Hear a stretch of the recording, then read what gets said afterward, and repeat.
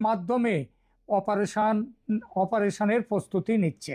ঘাঁটি দ্রুত তৈরি করার জন্য সেনাবাহিনীর উচ্চ পর্যায়ের নেতৃত্ব তারা এই জায়গায় পরিদর্শন করেছেন, তদারকি শুরু হয়ে গেছে এবং ঘাঁটি তৈরির কাজ ইতিমধ্যেই অনেকটাই এগিয়ে গেছে। এরপরে দ্বিতীয় সৈন্য ঘাঁটিটি ধুবড়ি অসমের বামুনি গাঁও বলে একটি জায়গাতে, এখানে লাচিত বরফুকন নামে নতুন মিলিটারি স্টেশনের ভিত্তিপ্রস্তর স্থাপন করা হয়েছে এবং শুধু ভিত্তিপ্রস্তর স্থাপন করার সঙ্গে সঙ্গে ব্যাপকভাবে সেখানে কাজ শুরু হয়েছে। এই অঞ্চলটি সরাসরি বাংলাদেশ সীমান্ত ও চিকেন স্নেকের নিরাপত্তা ব্যবস্থাকে আরও উন্নত করবে ভারতের তরফ থেকে।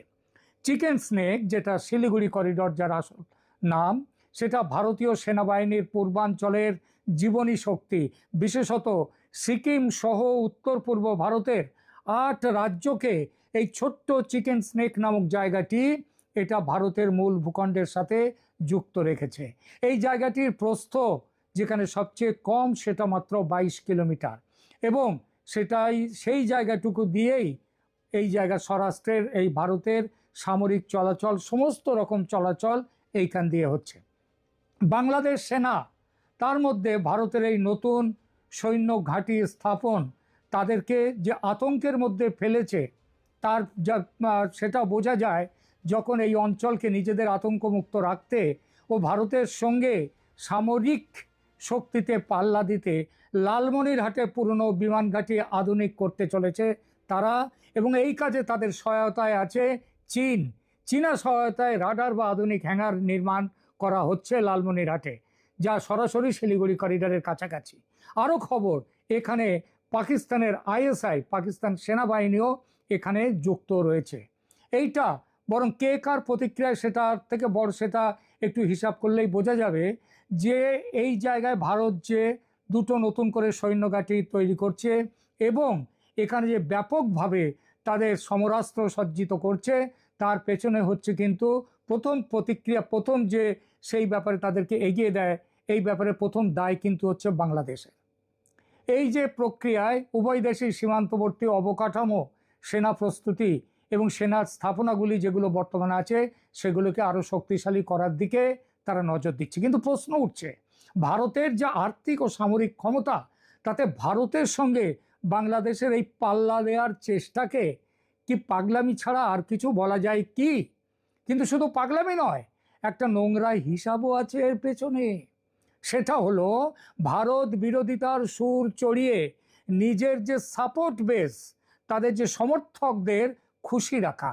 আরও একটা কারণ, ভারত সামরিক অভিযান করেছে এই বাহানায় নির্বাচন স্থগিত করা যাবে এবং মিলিশিয়া গঠনের যে কার্যক্রম হাতে নিয়েছে বাংলাদেশ সরকার, সেই কার্যক্রম পুরো দস্তুর বাস্তবায়িত করা যাবে।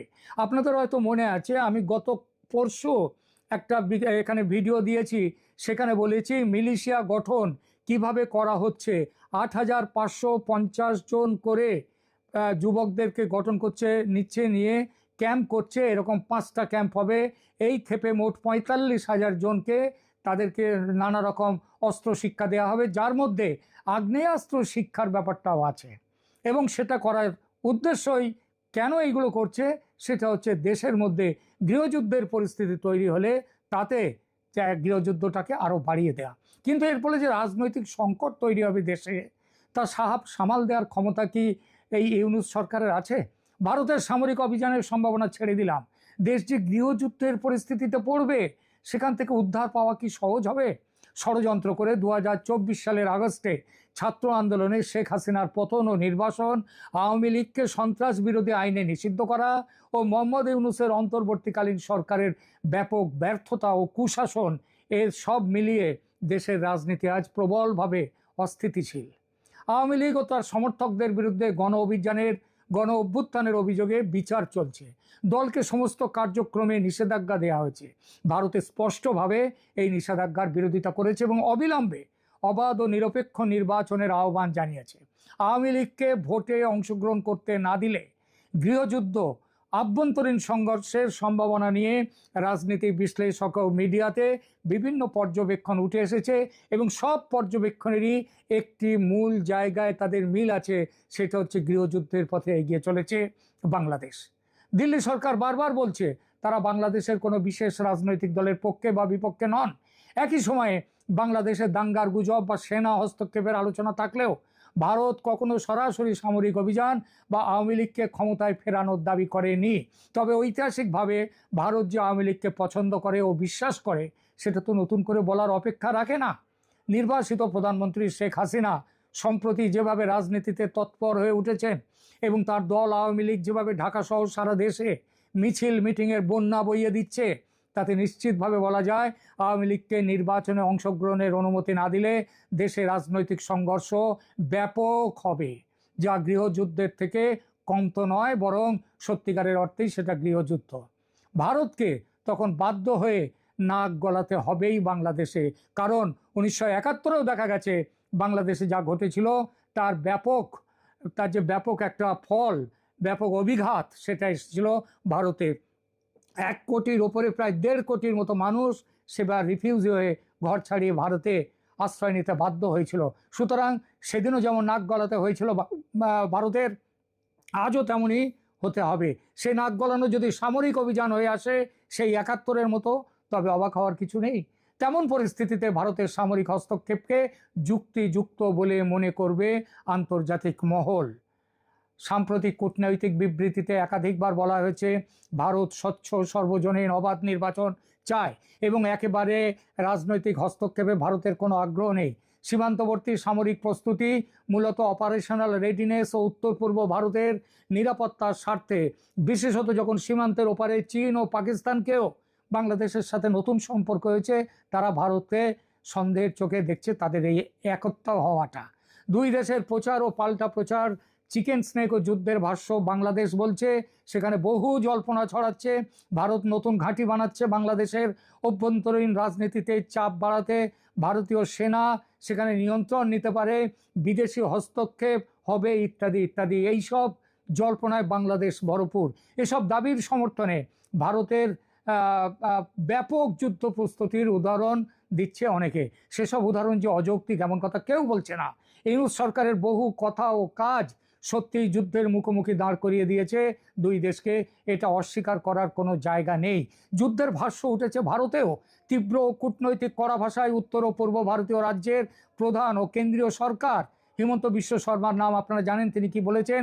তিনি বলেছেন যে ভারতের একটি চিকেন স্নেক নিয়ে বাংলাদেশ এত কথা বলছে, বাংলাদেশেরও 2টি চিকেন নেক আছে এবং ভারত চাইলে পাল্টা ব্যবস্থা নিতে পারে। এমনকি বাণিজ্যিক নিষেধাজ্ঞার মতো পদক্ষেপ নেওয়া হয়েছে, আরও হবে ভবিষ্যতে। ভারতের সামরিক প্রস্তুতি তাই ডেটারেন্স তথা হুঁশিয়ারি হিসাবে এখন দেখানো হচ্ছে বটে, এবং একই সঙ্গে পাকিস্তান ও চীনের মদতে উত্তেজিত ইউনূস সরকারকে একটা শিক্ষা দেওয়ার চিন্তাও কিন্তু ভারতের ভাবনায় আছে। ভারতীয় সামরিক অভিযান বা বাংলাদেশে গৃহযুদ্ধ যে বাস্তবসম্মত সেটা কিন্তু বোঝাই যায় ভারতের চূড়ান্ত সামরিক প্রস্তুতি দেখলে। সীমান্তে সেনাবাহিনী মোতায়েন, কৌশলগত ঘাঁটি তৈরি, নজরদারি ও সামরিক সুরক্ষা বাড়ানো, সমস্ত কিছু উত্তেজনাপূর্ণ এবং তার সামরিক অভিযান বা হস্তক্ষেপের ইঙ্গিত অবশ্যই দেয়। আর এই পরিস্থিতিতে গৃহযুদ্ধের আশঙ্কা একেবারেই অমূলক নয়। বাংলাদেশের রাজনৈতিক অস্থিরতা ও সহিংসতার পটভূমিতে এটা নিয়ে জল্পনা বাস্তবে ঘটার সম্ভাবনা যথেষ্ট। বলা বাহুল্য, পরিস্থিতি এই বিপজ্জনক পথের দিকে যে আজ বাঁক নিয়েছে তার পুরো দায় বাংলাদেশের বর্তমান ইউনূস সরকারের। ভারতের সঙ্গে সম্পর্ক খারাপ করেছে তারা উত্তেজক ও অপরিণামদর্শী কথাবার্তা বলে। এখনও সময় আছে দেশে সত্যিকার ফ্রি, ফেয়ার এবং ইনক্লুসিভ নির্বাচনের ব্যবস্থা করে এই সংকট থেকে বেরিয়ে আসা। সেটা করতে গেলে ইউনূসের অন্তর্বর্তী সরকারের বদলে নতুন কেয়ারটেকার সরকার প্রতিষ্ঠা করতে হবে প্রথমেই। কারণ ইউনূস সরকারের তত্ত্বাবধানে ভোট হলে সে ভোট হবে জালিয়াতির ভোট, আর জালিয়াতির ভোটে যে শক্তি ক্ষমতায় আসবে সে শক্তি সন্ত্রাসবাদের দোসর। ভারত তাকে মানবে না, মানতে পারে না, আর তখন ফোঁস করা ছেড়ে দংশন করতে বাধ্য হবে ভারত। এই যে নতুন সৈন্য ঘাঁটি সব তৈরি হচ্ছে উত্তর দিনাজপুর ও অসমে, সেটা কিন্তু এই ইঙ্গিতই। আশা করি বিষয়টি বুঝতে পেরেছেন। এ নিয়ে আপনার গুরুত্বপূর্ণ মন্তব্যটি অবশ্যই কমেন্ট বক্সে জানিয়ে দিবেন। ধন্যবাদ।